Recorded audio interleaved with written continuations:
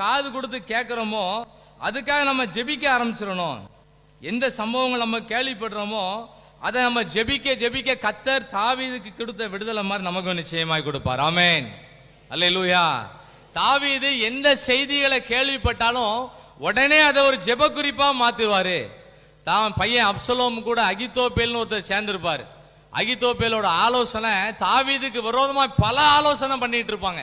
இப்படிலாம் இவங்க பேசுறாங்கன்னு கேள்விப்பட்ட உடனே தாவீது ஒரு ஜெபம் பண்ணுவாரு. கர்த்தாவே, இந்த அகித்தோப்பேலின் ஆலோசனை தேவன் பைத்தியமாக்கி போடுங்கன்னு ஜெபம் பண்ணுவாரு.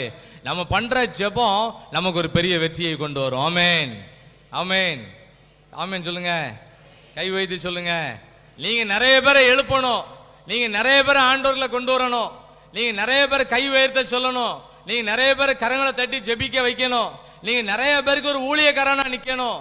தாவீது தன் சூழ்நிலையெல்லாம் பார்த்து ஜெபம் பண்ணாரு. யாரு சூழ்நிலையெல்லாம்